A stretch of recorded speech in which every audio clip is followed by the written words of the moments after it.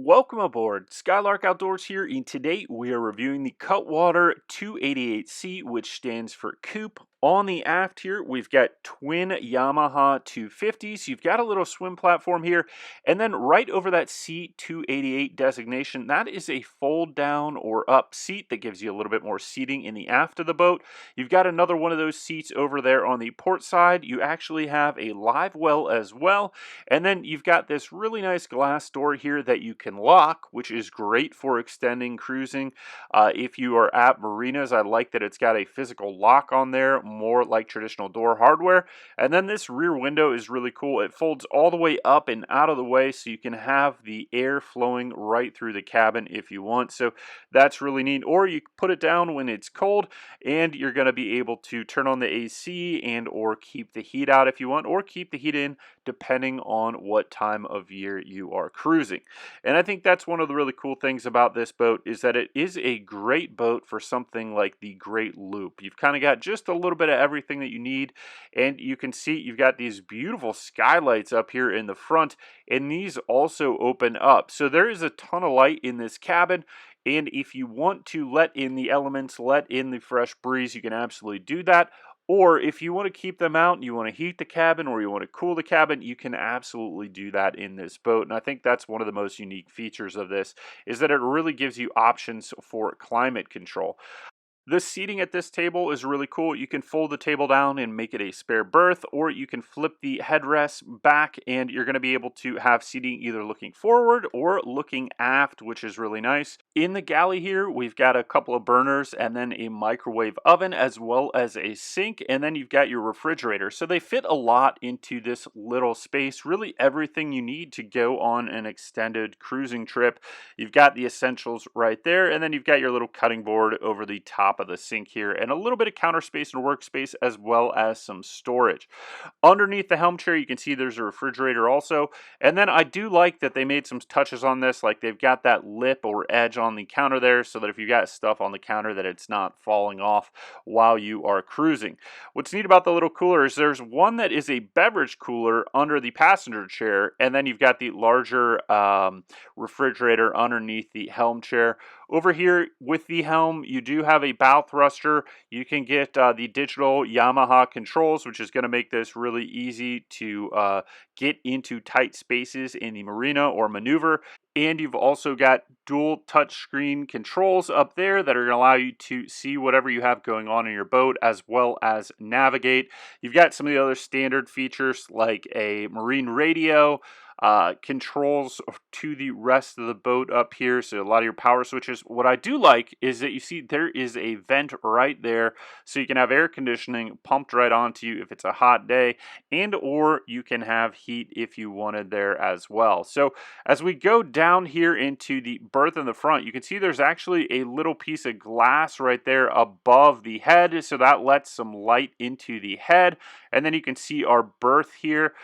You could fit two people here. For one person, it's going to be more comfortable, but you definitely could fit two people in the berth. And then you've got our head, nice and bright, and that's because it lets that natural light in from above, which I really like. And they've got some nice touches in here rather than your typical plastic head sink, and just a little bit of features that make it look a little bit nicer. So as we go back here again, you can see the galley, you can see that captain's chair, and then you can fit two people probably in that chair on the passenger side. There is a little closet there, plenty of room in that.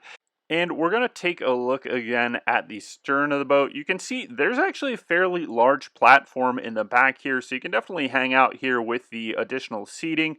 You do have switches and controls. You've got a step there. You've got a live well actually right here, so you can fish on this boat. This is an equipped fishing boat. You've got that seat that folds up and out of the way, or if you have guests, you can fold that down and you're going to be able to have more people there. This is one of my favorite features. You've got this nice little grill on the back here, so you can stand right there and grill up dinner or your catch. And then you can see you do have this nice walk around slim platform, or just getting on and off the boat. It's going to make it easier because it is lower, or you can step into the side of the boat depending on how you are docked. But overall, what's interesting about this boat is that you could definitely use this as a fishing boat. Is it the ideal fishing boat? No. but it does have a lot of nice features that give you some comfort while you're cruising out there or for an extended fishing trip.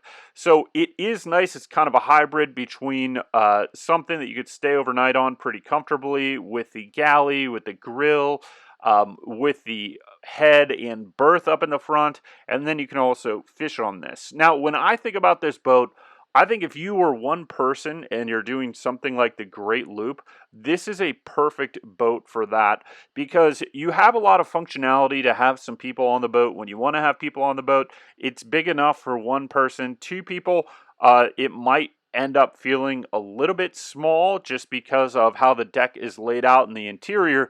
But the main thing is with this particular boat, you can cruise in all elements. So you're going to be fine on the Great Lakes in the spring or in the fall in colder temperatures. Definitely going to be a boat that is capable offshore as well and get you where you're going fast to get you out of the weather.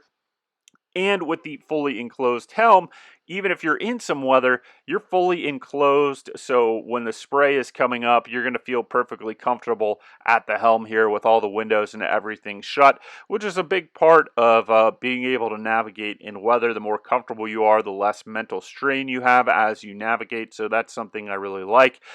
Or if you're in maybe the Northeast or somewhere where you do have colder months, where you are out on the water, having the enclosed helm is going to be really nice, as well as you have air conditioning. So it could go either way that you could use this in the winter or summer if you want to be enclosed. But in the summer, I like to get the breeze and just keep the boat moving.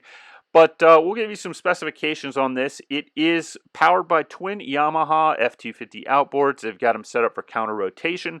This particular boat at the Palm Beach International Boat Show was listed for $339,937.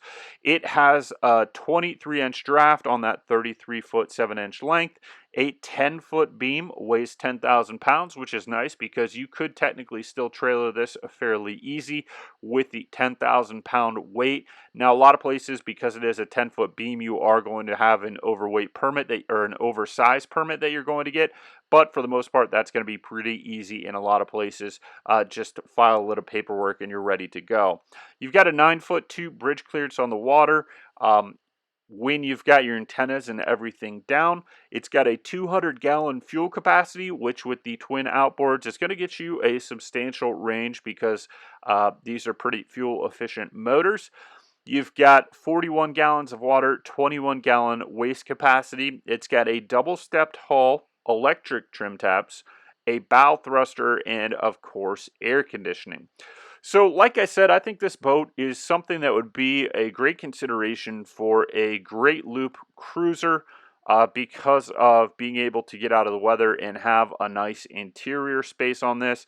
I really think for one person it's ideal. Like I said, two people might get a little bit tight, but you also can do some fishing on this boat. You saw those rod holders up at the top. You saw your live well. So if you like to fish and you're a cruiser or you want to stay overnight, this is a great boat for that. Or let's say you wanted to run to the Bahamas. You could run to the Bahamas in this and you've got a place to stay. You don't have to worry about booking a hotel room or anything like that.